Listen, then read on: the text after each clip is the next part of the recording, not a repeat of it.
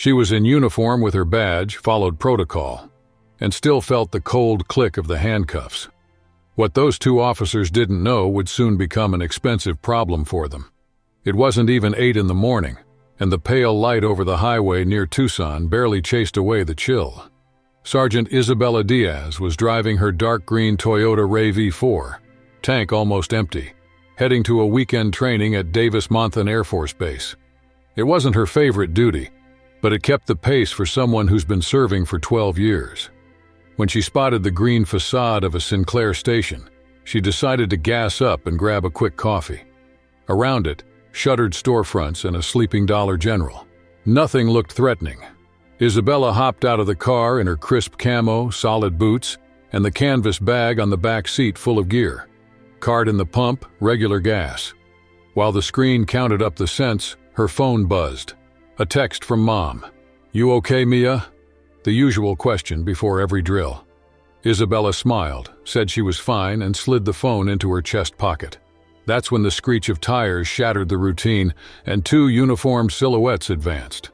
What happened next would prove that following every rule sometimes isn't enough.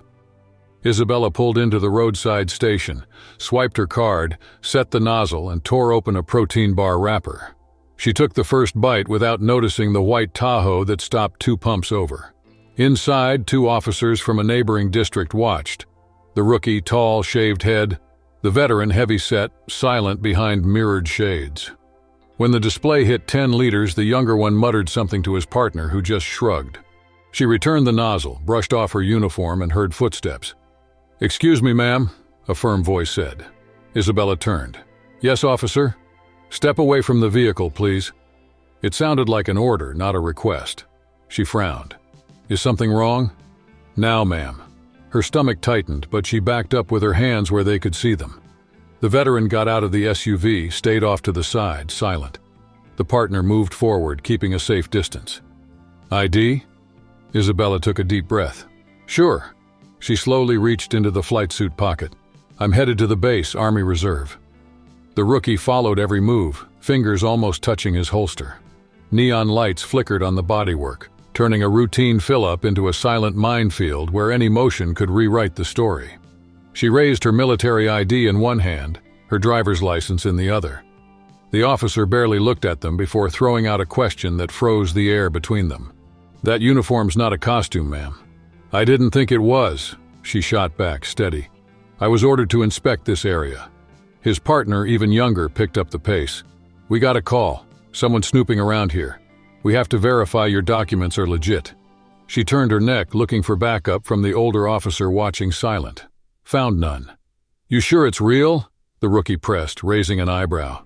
"Are you accusing me of forgery?" she asked, keeping her voice in check. No answer, only boot steps clicking closer. "Turn around, hands behind you." "Am I being arrested?" "Lawful order. Cooperate." The veteran's look was the only confirmation.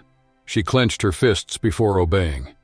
"This mistake is going to cost you," she warned, feeling the metal cuffs bite into her skin. Across the lot, a voice cracked against the concrete. "Hey! She's with the unit!" The young officer didn't turn. His shoulders stiffened. "Step back. Investigation area." The distant siren that had been city noise took on a new meaning. Isabella kept her chin up. When the truth came out, she wanted everyone to remember how she faced those seconds of injustice. The hum of the station didn't reach Isabella. Sitting straight in the back seat that smelled of worn vinyl and old sweat, she controlled her breathing despite the tight cuffs. The sharp click of the door still echoed in her ears, reminding her she needed to alert the barracks as soon as she set foot in the station house. She was in uniform with her badge on, following protocol. And even so, she felt the cold click of the handcuffs.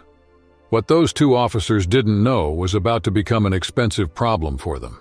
It wasn't even 8 in the morning yet, and the pale light over the highway near Tucson barely cut through the cold. Sergeant Isabella Diaz steered her dark green Toyota Ray V4, nearly on empty, toward a weekend of training at Davis-Monthan Air Force Base. It wasn't her favorite task, but it kept the rhythm for someone who's been serving 12 years. When she saw the green Sinclair station, she decided to fill up and grab a quick coffee. Around her, shuttered shops and a sleeping Dollar General. Nothing looked threatening.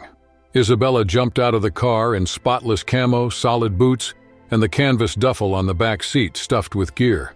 Card in the pump, regular gas selected. While the numbers climbed, her phone buzzed. A text from Mom. "You okay, Mia?" The usual question before every drill. Isabella smiled, texted back yes, and slid the phone into her chest pocket. That's when screeching tires broke the routine and two uniformed silhouettes moved in. What happened next would prove that following every rule sometimes still isn't enough. Isabella had parked, swiped her card, clicked in the nozzle, and torn open a protein bar wrapper. She took the first bite without noticing the white Tahoe that stopped 2 pumps over. Inside, 2 cops from a neighboring district watched. The rookie, tall, shaved head, and the veteran, heavy-set, silent behind mirrored shades. When the display hit 10 liters, the younger one muttered something. The older just shrugged. She put the nozzle back, brushed off her uniform, and heard footsteps. "Excuse me, ma'am," a firm voice said. Isabella turned. "Yes, officer?" "Step away from the vehicle, please." It sounded like an order, not a request. She frowned. "Is there a problem?" "Now, ma'am." Her stomach tightened, but she backed up with her hands where they could see them. The veteran climbed out of the SUV and stood off to the side, silent. The rookie advanced, keeping a safe distance. "ID?" Isabella drew a deep breath. "Sure." She slid her hand into the flight suit pocket, slow and deliberate. "I'm headed to base, Army Reserve."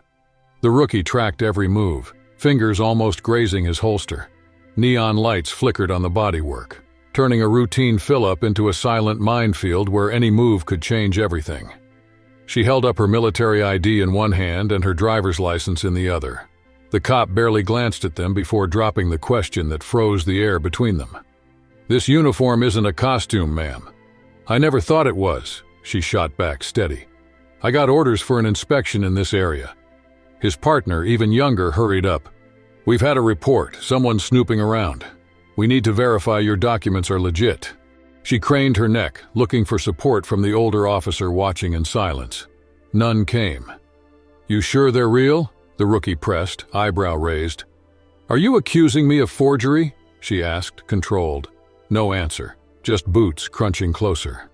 "Turn around, hands behind your back." "Am I being arrested?" "Lawful order, cooperate." The veteran's look was the only confirmation. She clenched her fists, then obeyed. "This mistake is going to cost you," she warned, feeling the metal cuffs bite into her skin.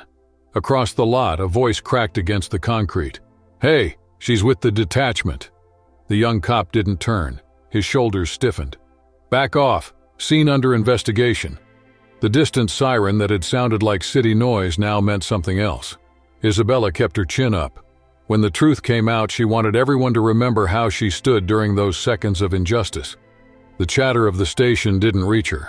Sitting ramrod straight on the worn vinyl back seat that smelled of old sweat, she controlled her breathing despite the tight cuffs.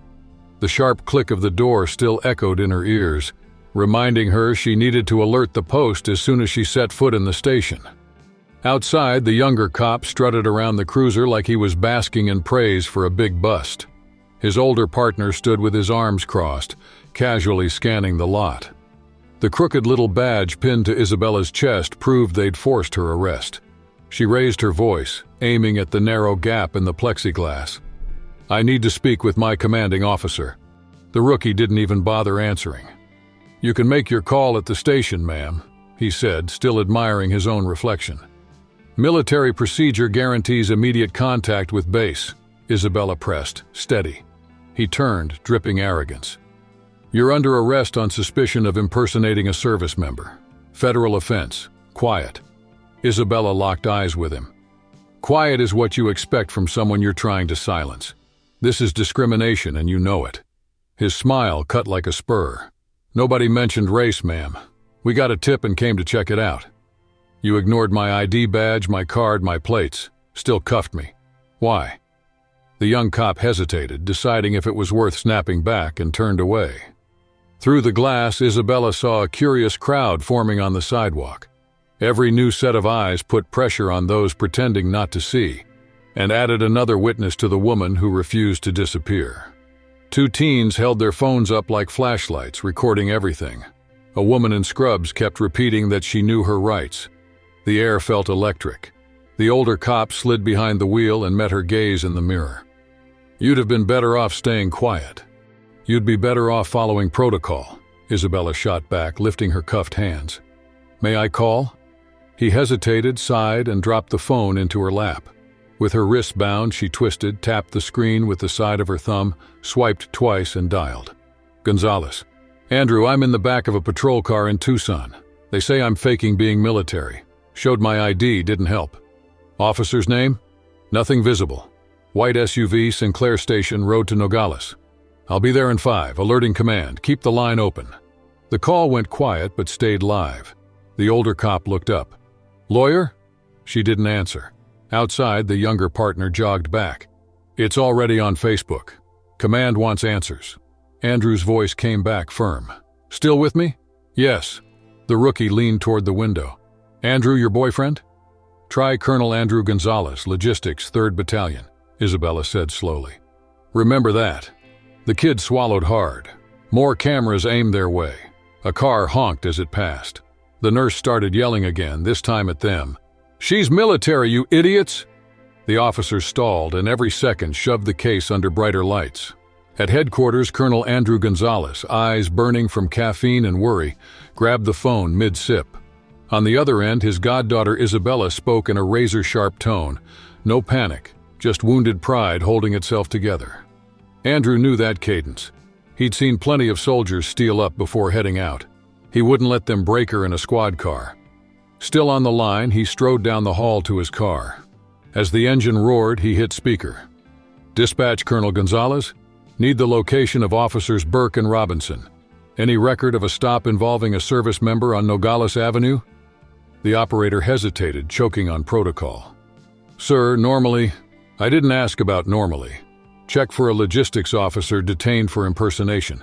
I need info now." 2 minutes. That was the deadline he set before hanging up and calling a contact at City Hall. Traffic cams near the Sinclair station now. The road streaked past the windshield as he sped up, and the open line with Isabella stayed like an invisible lifeline. From the back of the cruiser, she stayed still. She wanted them to know someone heard every breath. "Still with me?" Andrew pressed, voice steady through the static. A soft sigh answered. No officer had replied yet, but the second hand kept marching. Andrew was already planning his next move. If the radio stayed silent, he'd knock on the right door himself. He spoke calm and firm. "I'm here," Isabella answered, still cuffed. "Crowd bigger? They filming?" A row of phones glowed in the fading light. "Stay put, don't speak, let them dig their own hole." Too late. The younger officer paced back and forth. He keyed his radio. "Dispatch, situation escalating, civilian interference. Requesting backup." Isabella laughed. "Backup for what? Just one woman?" He shot back. "Watch your tongue, ma'am. Gonna tighten the cuffs even more?" The veteran tried to calm her. "Ma'am, you're not helping. I'm not here to sugarcoat your mistake," she retorted. Andrew's voice exploded over the earpiece. "They're trying to cover themselves. I've got 3 live calls, including PR. Videos are coming in. They're already up." Someone posted a 90-second clip on Twitter. Isabella, in uniform, trying to explain in a calm voice while the officer barked back. The contrast ignited the network. Journalists started sharing it. In the Tucson newsroom, assistant editor Teresa Martinez saw the alert and grabbed the phone. "Something on Nogales Ave, military woman in cuffs. I'm heading over, gonna try for an interview." Back at the station, more squad cars rolled in. None left. A woman in a red hoodie raised her phone and shouted, "I caught it all on video." The younger officer shot a panicked look at his chief and muttered, "We messed up. We should have checked her creds. No way to undo this." From the back seat of the cruiser, Isabella straightened a bit and fired back, her voice steady. "You really think I wear this uniform for fun?" The silence that settled over the lot weighed heavier than the cuffs on her wrists. Just then, another unit pulled up. A middle-aged Latino lieutenant with a shaved head stepped out without hesitation. Ignoring the small crowd, he went straight to the back door. He tapped the glass and met her eyes. "Sergeant Diaz?" She nodded, surprised. "I've got orders from Colonel Gonzalez and I've seen everything. We're fixing this now." Carefully, he opened the door and took off the cuffs. "On behalf of the department, I apologize." Isabella stood up slowly, rubbed her wrists, and stared at the two officers who'd arrested her. "You're not sorry. You just got caught," she said, a flat tone cutting the air. That apology was only the starting point. Minutes later at the Sinclair station, she stayed beside her RAV4, arms crossed, jaw clenched. The canvas bag on the back seat was still untouched. The explosions had stopped, but tension hung on. Headlights cut through the dust and Andrew stepped out. Their eyes met. His nod offered no comfort, only recognition. She'd held her ground. He came closer and finally broke the silence. "You okay?" Her hand trembled, but her voice stayed firm. "I'm fine, I'm just angry." "Good fuel," Andrew replied. Across the street, a reporter adjusted her mic, hungry for statements before the crowd scattered. First up, a nurse tech in an open lab coat waved her phone. They cuffed the woman in uniform, didn't even ask questions. She showed her ID and they still slammed her on the car. The video hit 60K views in 2 hours. By noon, it was 180K. Comments erupted. "Latina in uniform and they doubted her? Fire those two." Andrew opened his laptop, attached the civilian clip and the body cam footage he'd gotten through side channels. He sent it to Internal Affairs, the base commander, the city attorney, and the military liaison. The images spoke for themselves. Isabella stated her name, showed her credentials, asked if she was under arrest. The rookie barely glanced at the badge. He spun Isabella without warning. In the seconds they thought the audio was cut, he whispered, "Think she's a fake vet? We get tons." The supervisor gave a short laugh. "Real or not, she's full of herself. Let her cool off in the car." "Idiots," Andrew muttered, pausing the recording. That same afternoon, police brass met behind closed doors. Burke and Robinson were put on administrative leave. The spokesperson drafted a statement. The chief vetoed it. "Too soon, let it cool down." "It's not going to cool down," a voice warned. But the heat filling the barracks didn't come from the desert. In the barracks, the incident was already mandatory talk, and the anger of Isabella's reservists rose in silence. A sergeant, 15 years in uniform, slammed a locker and vented, "I've never seen cuffs on someone in uniform. Why now?" None of them noticed Isabella standing in the doorway. She avoided cameras, blocked reporters' numbers. She wasn't chasing headlines, she wanted answers. That night, Andrew pressed, "You really don't want to speak out?" Sitting on the couch, still in uniform, she said, "The footage says it all." He warned, "They'll flip the story, call you a troublemaker." "Let them try," she shot back. Meanwhile, Robinson gave a statement to a newspaper, calling the incident overblown and blaming Isabella for ignoring simple orders. The next morning, longer videos with clear audio flooded the web. A retired Air Force major went live. If that soldier were white, no one would have even thought of putting cuffs on her. Official silence only fed the fire. Behind the scenes, gears started turning, setting courses neither Isabella nor Robinson could predict. Friday dawned and the footage was already running on Arizona's major news outlets. What had started as a hallway incident had become a statewide headline, pushing them both onto a board bigger than the base could hold. It was the kind of scene that makes a city wake up before the alarm. Headlines crashing into the morning newscasts and videos looping nonstop online. An Army reservist in camouflage is shown handcuffed beside the pump at a Sinclair gas station in Tucson. The body cam clips leak out, and overnight the ordinary address turns into a pilgrimage site for outrage. News vans take over the sidewalk. Reporters stop anyone passing by, hunting for a detail that proves an overreach or eases the blame. A few blocks away, in a cramped bakery, the buzz mixes with the smell of fresh coffee. "She showed her ID," a customer recalls. "It should have ended right there." Another says patrols get sketchy alerts all the time. Maybe it was caution. But there's a gap between caution and shoving someone in uniform into the back seat of a squad car. At the soldier's house, the phone won't stop ringing. Unknown numbers offer support. Others fire accusations of disobedience or playing the race card. Most go to voicemail, but every call from fellow service members gets heard. A 22-year veteran writes, "Never thought I'd have to warn my daughter that even a uniform wouldn't shield her." Another admits, "You did what so many dodge, you held your ground by standing still." The line sticks in her head, echoing in the halls. Sometimes it shows, simply not moving is already resistance. and now the whole world is watching that stillness turn into a charge. It was a little after 2 when City Hall corridors filled with hurried footsteps. Minutes later, cameras lined up in the press room. Tense, the mayor stood beside the police chief and read, barely looking up, a brief note. The city won't tolerate discrimination or abuse. An internal probe is open. Cooperation with the military will be total. The words hung there until late afternoon, when the ombudsman's preliminary report landed. The 2 officers skipped the ID check and, worse, ignored the specific rules for dealing with military personnel, guidelines both had signed off on in training. Meanwhile, the square in front of City Hall turned into a protest stage. Signs rose: handcuffed for serving, a uniform isn't a shield, justice for Sergeant Diaz. Isabella's name spread even though she hadn't given a single interview. It became a banner because many saw themselves in her. At a neighborhood school, a civics teacher paused class, projected the video, and challenged the students. Watch closely.